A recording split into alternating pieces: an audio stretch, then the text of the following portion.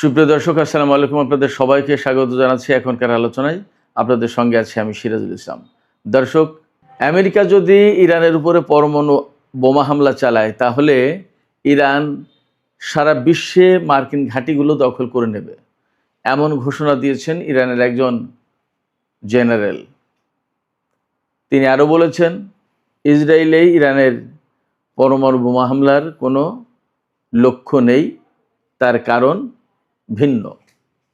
এদিকে ইরানের সাথে আমেরিকার যে যুদ্ধ চলছে, সেই যুদ্ধের ব্যাপারে পারস্য উপসাগরীয় অঞ্চলের অন্তত 5টি দেশ প্রকাশ্যে ক্ষোভ জানিয়েছে।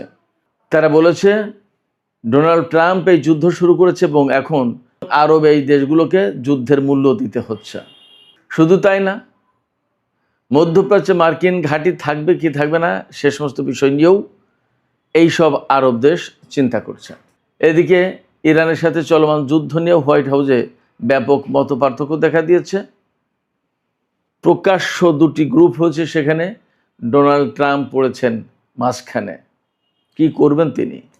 এদিকে হরমুজ প্রণালীতে জাহাজ চলাচল এবং এই সংক্রান্ত যাবতীয় ব্যবস্থাপনার বিষয়ে ইরান এবং ওমান একটি চুক্তিতে পৌঁছেছে বলে খবরে বলা হচ্ছে। এই চুক্তি হলে পরিস্থিতি কি হতে যাচ্ছে? আরেকটি খবরের শিরোনাম আমি আপনাদেরকে জানিয়ে বিস্তারিত আলোচনায় চলে যাই। সেটি হচ্ছে, মার্কিন প্রেসিডেন্ট ডোনাল্ড ট্রাম্প গতকাল বলেছেন যে যুদ্ধে বিজয়ের পরপরই হরমুজ প্রণালী আমেরিকার অংশ বলে তিনি ঘোষণা করবেন। এই ব্যাপারে ইরানের একজন খুব প্রভাবশালী সংসদ সদস্য তিনি বলেছেন, হরমুজ প্রণালী দখলের চিন্তা বাদ দিয়ে আপনি নিজের নিরাপত্তা নিয়ে চিন্তা করুন। শেষ পর্যন্ত আবার আপনাকে না ক্যাটারিং ট্রাকে বা ফুড ট্রাকে লুকাতে না হয়। সুপ্রিয় দর্শক, এই যে বিষয়গুলো বললাম, এর সাথে আরও বেশ কিছু বিষয় যোগ হবে আজকের আলোচনায়, এবং আমি এই বিষয়গুলো নিয়ে একেবারে বিস্তারিত আলোচনা করার চেষ্টা করব। আশা করি আপনারা শেষ পর্যন্ত সঙ্গে থাকবেন এবং ভিডিও ভালো লাগলে লাইক, কমেন্ট, শেয়ার করবেন এবং চ্যানেলটি সাবস্ক্রাইব করে সাথেই থাকবেন। দর্শক, চলুন বিস্তারিত আলোচনা করা যাক।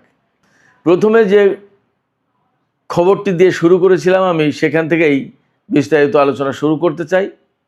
ইরানের একজন জেনারেল, মেজর জেনারেল নাকদি, তিনি একটা সাক্ষাৎকারে বলেছেন, তাকে জিজ্ঞেস করা হয়েছিল যে আমেরিকা যদি ইরানের উপরে পরমাণু বোমা হামলা চালায় তাহলে ইরান কি করবে? তখন তিনি বলেছেন, সারা বিশ্বে আমেরিকার যত ঘাঁটি আছে সব ঘাঁটি দখল করে নেবে ইরান। জানি না এই বক্তব্যের ব্যাখ্যা কি, বিস্তারিত আসেনি, হয়তো আরেকটু অপেক্ষা করলে এই বক্তব্যের বিস্তারিত জানা যাবে। তবে তিনি একই সাথে বলেছেন যে ইসরায়েলের উপরে ইরানের পরমাণু বোমা হামলার কোনো ইচ্ছে বা লক্ষ্য নেই। কারণ হিসেবে তিনি বলেছেন যে ইসরায়েল ফিলিস্তিনের সমস্ত সব কিছুর ভাগ্য নির্ধারিত হবে ফিলিস্তিনি জনগণের সংখ্যাগরিষ্ঠের ভোটে। তারা যেটা ভালো মনে করবে সেটাই হবে এবং সেটাই করা হবে। কারণ মূলত এই ভূখণ্ডে ফিলিস্তিনিরাই বসবাস করবে। তার মানে হচ্ছে, জেনারেল নাকদি এখান থেকে পরিষ্কার ইঙ্গিত দিয়েছেন যে ইসরায়েলের পতন হবে এবং ইসরায়েল নামক কোনো রাষ্ট্র থাকবে না। যদি তাই না থাকে তাহলে সেখানে ফিলিস্তিনিদের বসবাসের প্রশ্ন আছে, এবং ফিলিস্তিনিরা যদি বসবাস সেখানে করতে চায় বা তাদেরকে বসবাসের উপযোগী ভূখণ্ড রাখতে হয়, তাহলে পরমাণু বোমা হামলা চালালে তো হবে না। পরমাণু বোমা হামলা চালালে তো পুরো ভূখণ্ডটা একেবারে তেজস্ক্রিয়তায় ভরে যাবে। আমি বলছি না এর মানে যে ইরান পরমাণু বোমার অধিকারী হয়েছে বা পরমাণু বোমা হামলা চালাতে পারে। জেনারেল নাকদি যা বলেছেন তার বাংলা অর্থগুলো আমি আপনাদেরকে জানালাম।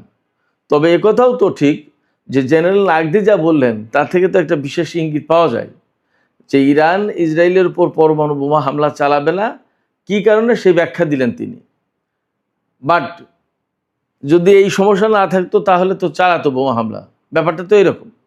তার মানে দাঁড়াচ্ছে কি, তার মানে কি ইরানের হাতে পরমাণু বোমা আছে? ব্যাপারটা তো এই প্রশ্ন আসে।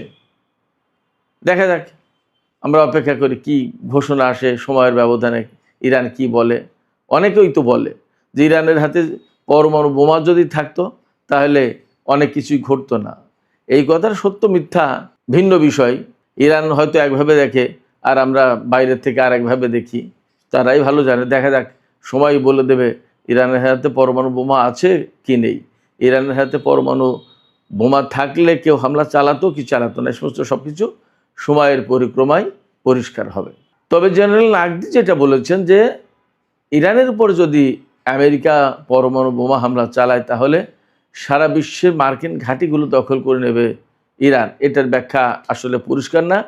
তবে এইটুকু বোঝা যায় যে জেনারেল নাগদি বা ইরানের অবস্থান খুব শক্ত, তাদের সামরিক সক্ষমতা এই পর্যায়ে আছে যে আমেরিকার সাথে যে কোনো জায়গায় তারা যুদ্ধ করতে সক্ষম, কনফ্রন্টেশনে যেতে সক্ষম।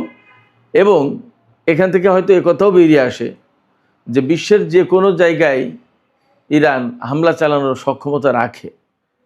তার কথা থেকে এইটাই বেরিয়ে আসে। আমরা জানি না আসলে প্রকৃত অবস্থা কি, আর একটু সময় গেলে হয়তো বোঝা যাবে।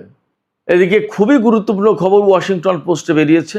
পারস্য উপসাগরীয় অঞ্চলের অন্তত 5টি দেশ, সৌদি আরব, কুয়েত, বাহরাইন, কাতার এবং সংযুক্ত আরব আমিরাত, এই 5টি দেশ বলছে যে ডোনাল্ড ট্রাম্প ইরানের বিরুদ্ধে যুদ্ধ শুরু করেছে এবং তাদের সাথে পর্যাপ্ত আলাপ পরামর্শ বা তাদেরকে পর্যাপ্ত খোঁজ খবর না দিয়ে এখন এই যুদ্ধের যে ক্ষয়ক্ষতি, মারাত্মক সংকট, মারাত্মক বিপদ, এইগুলো তাদেরকে ফেস করতে হচ্ছে এবং যুদ্ধের জন্য মূল্য দিতে হচ্ছে আরব এই দেশগুলোকে। এই কথা বলছেন এই 5টি দেশের নেতারা।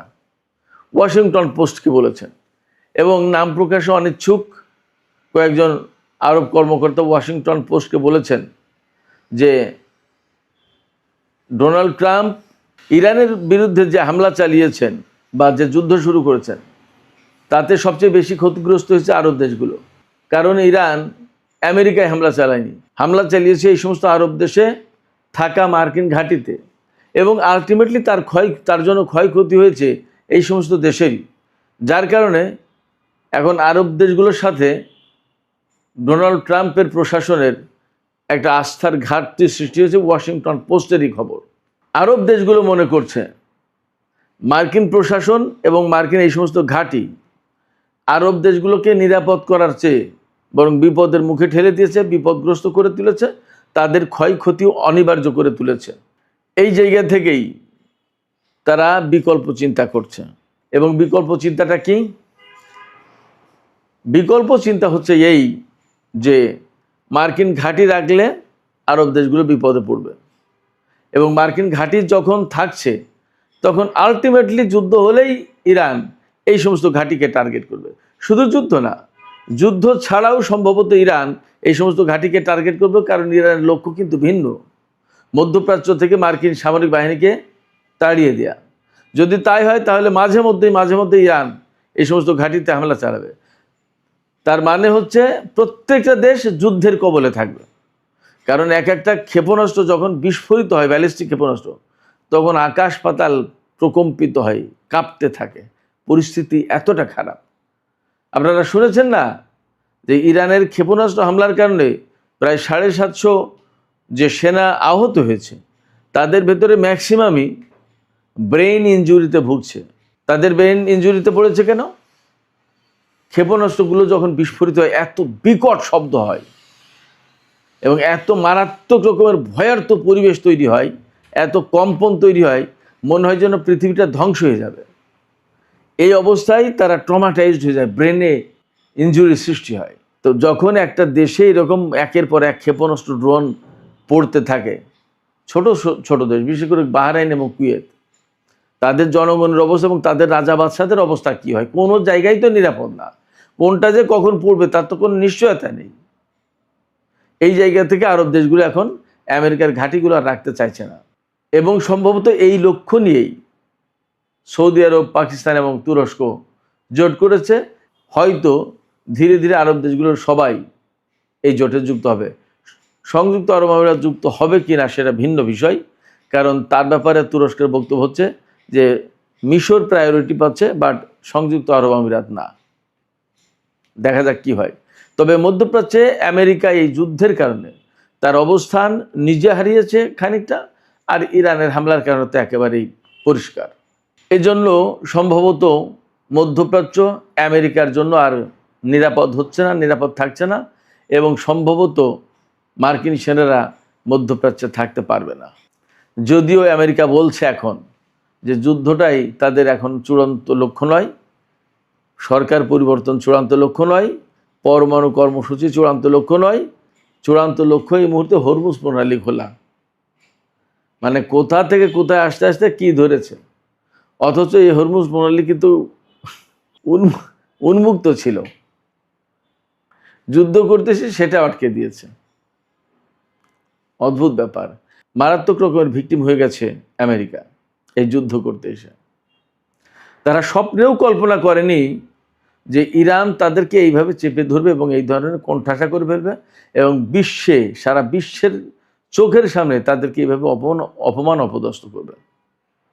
আমেরিকা চিন্তাও করেনি। বাট আমেরিকাকে এই ধরনের অপমান অপদস্থ হতে হলো অন্তত সামরিক দিক দিয়ে, এ কথাটা চূড়ান্তভাবে সত্য। এই যে অপমান অপদস্থ হলো এবং বিপর্যস্ত অবস্থার ভেতরে পড়েছে মধ্যপ্রাচ্যে, এই জায়গা থেকে এখন হোয়াইট হাউসের ভেতরে দুই রকমের গ্রুপ সৃষ্টি হয়েছে।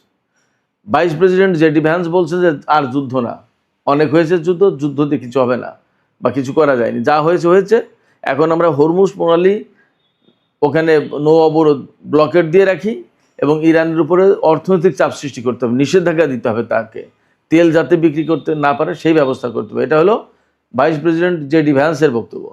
আর যুদ্ধমন্ত্রী পিট হেগসেথের বক্তব্য যে না, ইরানের বিরুদ্ধে এখনও যুদ্ধই করতে হবে। আর মার্কো রুবিওর অবস্থান যুদ্ধের পক্ষেও আছে, আলোচনার পক্ষেও আছে।